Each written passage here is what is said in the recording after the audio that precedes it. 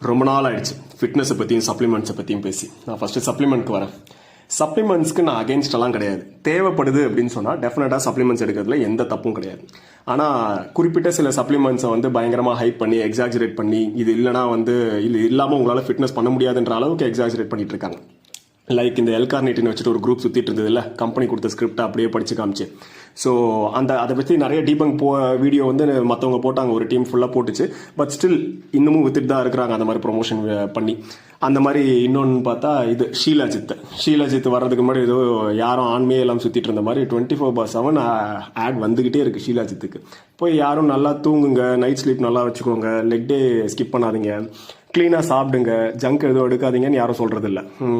Testosterone increase ஆகணுமா உடனே ஷீலாஜித், அது ஒன்று போயிட்டுருக்கு. மூணாவது கிரியேட்டின் வந்து வெல் ரிசர்ச்டு சப்ளிமெண்ட்ஸ். ஒர்க் ஆகுமான்னு கேட்டால் ஒர்க் ஆகும். என் பர்சனல் எக்ஸ்பீரியன்ஸ்லேயே நான் சொல்கிறேன், இட் ஒர்க்ஸ், நல்லா தான் இருக்கும், இல்லைன்னு சொல்ல. ஆனால் ஒரு பாடி பில்டர், நல்லா பெரிய சைஸ் பாடி பில்டர் ஒருத்தர் வெறும் கிரியேட்டினை மட்டும் கையில் வச்சுட்டு ஏதோ அந்த கிரியேட்டின் சாப்பிட்டா உங்களால் அந்த அளவுக்கு மசில் மாஸ் பில்ட் பண்ணிட முடியுன்ற மாதிரி பேசிகிட்டு இருக்காரு. அது தப்பு. மிஞ்சி போனால் 2 கிலோ 3 கிலோ, அதிகபட்சம் 4 கிலோ, அதுவே கஷ்டம்தான். அவ்வளோதான் அதில் வந்து பில்ட் ஆகும்.